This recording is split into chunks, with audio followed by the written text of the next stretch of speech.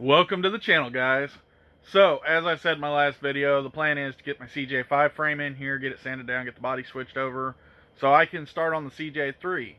The CJ3 that is holding, or is going to be holding, the LS-headed 302.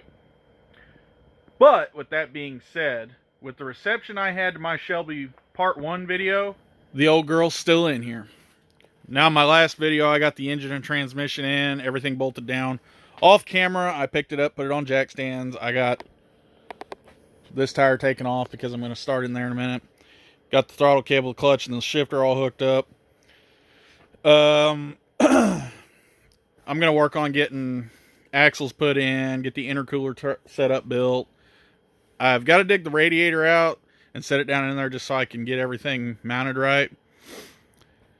Then after that, it'll be plumbing the fuel system and the vacuum lines, which, if you know your 80s Dodges, there's a lot of them. Then after that, it's a matter of wiring. I've still got to order a few things for this car, so after this video, you probably won't see this car again for a couple videos till after Christmas. But the plan as it sits is by September of next year, when Holly Mo Party is, I want to have this car running and driving, and hopefully the tune lined out. So I'm going to go ahead and roll the intro, and we're going to get after it. Cool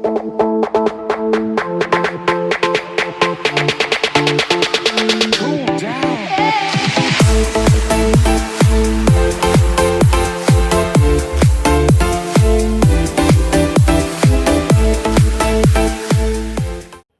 Alright, so step one in putting this mess together.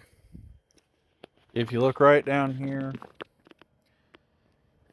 you can see where the axles connect from there up to the transmission there. So I'm going to go ahead and get them in first. That way, when I push the car back outside, I don't have to rely solely on the e-brake. I can actually put it in park or gear, you know, being a 5-speed. So let's take a look at these axles real quick, because there is a very important distinction on these. These two axles, specifically this one, these are the factory axles to this car.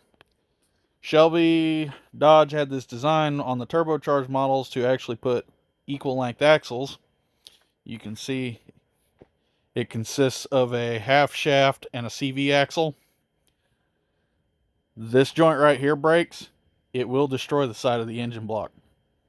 So, since I have a set of unequal length axles, meaning one solid one on the passenger side and the short one on the driver's side, I'm going with those. These came out of the 89 Daytona that this engine came out of, and it held up just perfectly peachy to it. So I'm going to put them in. I don't want this engine destroyed. These are getting harder to find. So everything I can do to avoid destroying this the stupid way, I'm going to take.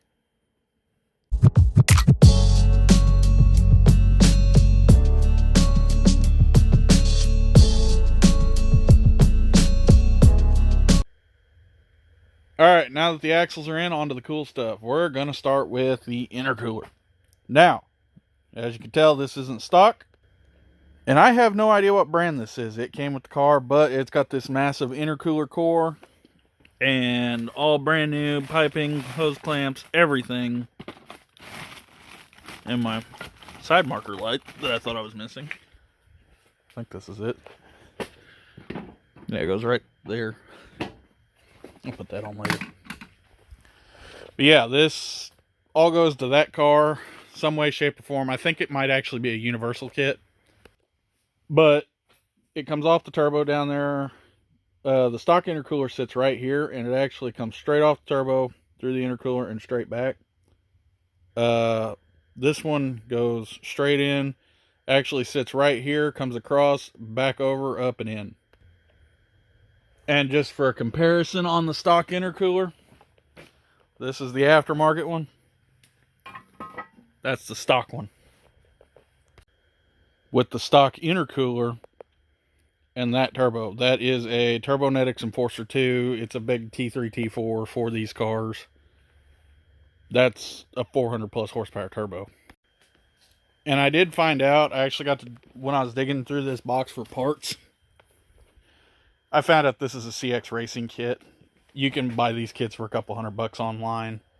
This is a universal kit, 2.5-inch piping. And it's a TurboWorks intercooler for anybody that's interested.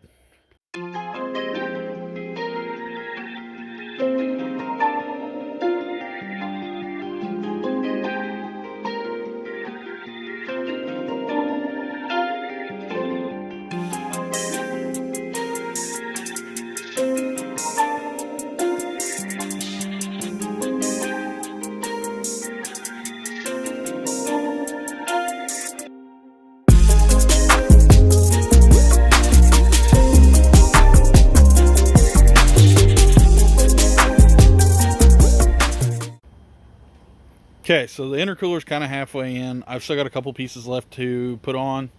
I got to pull out my bead roller real quick and make a piece for there and here. But real quick, I want to talk about this. I am not happy with this blow-off valve. This piece was welded together by the previous owner. This actually come off Kikimora. I bought both cars from the same guy. We think this blow-off valve is actually the reason this turbo blew out the seals and everything. We think this blow-off valve actually didn't put enough pressure out, or let enough pressure out, and it was pushing back into the turbo. So I'm going to remedy this real quick. I got a hold of my buddy Michael Hennessy at Monkey Fab Garage. Check his website out. He carries a lot of good stuff. In this box is actually the piece I need to build a new wastegate flange. Get it open here real quick. Shortcut. Open this up. Be a t-shirt, and then stickers and all that good stuff. A bunch of wiring that I need for another project and this thing. I'll probably end up having to order more for it though. But this right here is what I needed.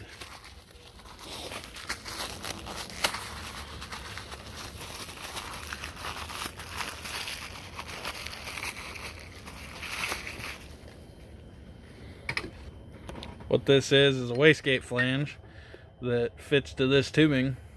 It's all aluminum, so I'll solder it, weld it in real quick. I'm going to take a straight piece of tubing, cut it down.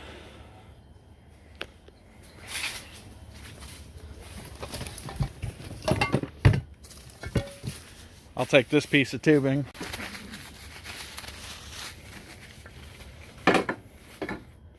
Get that out of the package real quick. We'll pop this out real quick. And, you know, you can really see up close how small it is.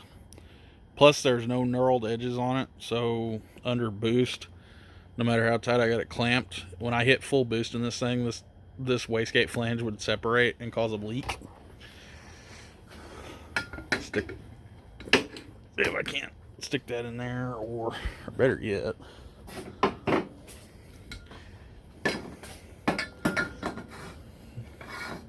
get my Sharpie out.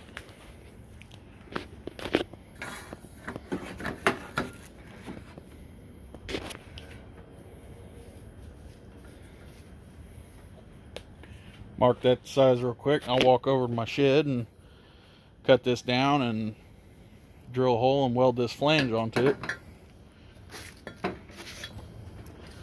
But like you can see just from the difference there, just how much airflow there is between this and this.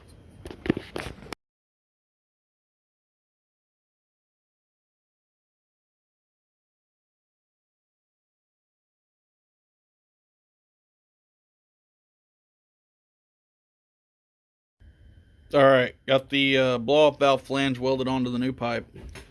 What I used here, it's actually not welded, it's more soldered. This is a Luma-Weld rod from Harbor Freight. Stuff's like 20 bucks a pack.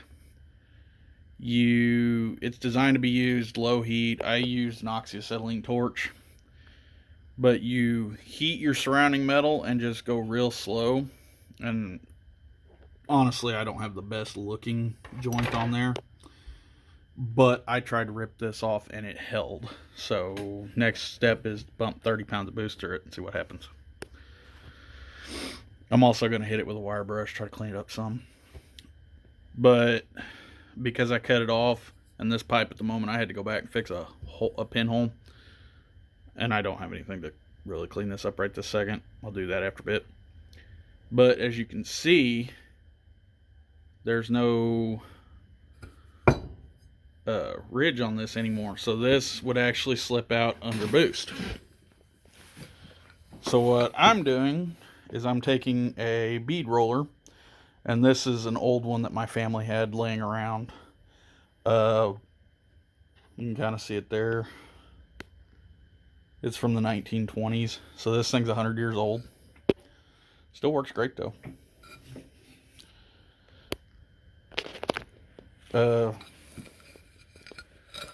You can get a new one though, like Harbor Freight or Eastwood or Amazon. So basically what you do, difficult to do this one-handed. Stick that in the vise like so, tighten this down. You got to tighten it down pretty good, and you got to make sure you support it. Let me grab a camera stand. There, now you can see what's going on a little better. But yeah, stick this in here, bump it up against this plate, tighten it down, and you may have to make 2 or 3 passes. And keep in mind, this machine's old, so she's a little stubborn. We'll go this way. There we go.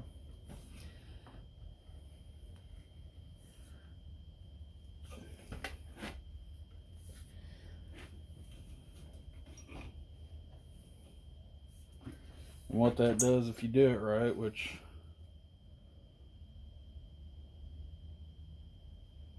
I think I did.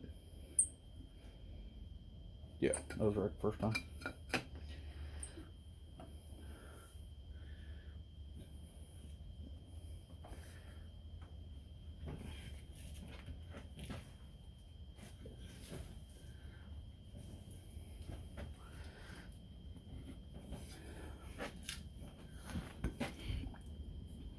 Yeah, you just got to make lap after lap till you get it right. But yeah, that's the basic function of a bead roller. You see there's this little lip right here. That way when you've got your boot over that, you can see the bulge just a little bit right here. But the idea is when you clamp it down, it gives it something to hold to. I'm going to finish up the wastegate flange, or the blow-off valve flange, now that I can touch it, and get it on the car. Alright, pull the old janky looking one off. On goes the new one. Much better. This looks a whole lot better than this crap. I'll have to get a wastegate for it, and this flange may actually end up flipped like this, just so I can clear everything. But that should flow a whole lot more air than this.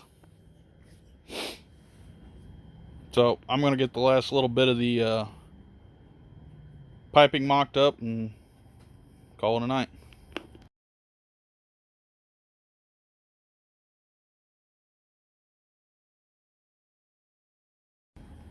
Alright, and with that, the intercooler is mocked up along with the first piece of the cold air intake. I need to order probably a 45 to go up here somewhere. Probably take the overflow reservoir, get a different one, and move it over there or right there. You get an aftermarket polished one, something that looks good. And then I'm going to take and build a filter box right here, so I actually get cold air from up here instead of heat from over here. This is the flange I built. You can see that's actually pretty strong using them Alumaweld rods.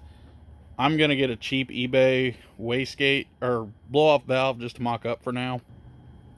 And I need to get a coupler to go from this tube to the turbo inlet.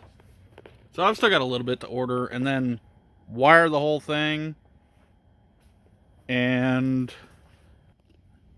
then it's a matter of interior. I need a windshield for it, and just odds and ends stuff. I've got a boatload of vacuum lines on this to do, and I've still got to plumb the fuel system.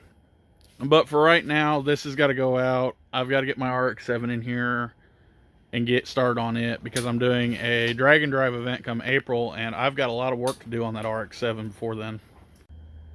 But what needs to happen on this next time I bring it in, I actually need to pull all this intercooler piping back off and trim up where the body was cut by the previous owners. It's kind of boogered up, and I just want it to look good. Like, I'm trying to get this car looking pretty good, because it's a sharp car sitting on its own. But unfortunately, it's going to go back in the lineup for a little bit. So I've got a ton of work to do on the RX-7. It's not actually my rotary car, it's actually my V8 car, which hasn't been on this channel yet. I'm getting it ready for a drag and drive. I've got a transmission to build, I've got an engine to build, get it street legal, some wiring to fix. So it's the next project up. This is going to get pushed outside, back in the lineup, and maybe get some work done after Christmas. So for right now, follow me on Ethanol573 on TikTok, 573 Racing on Instagram and Facebook.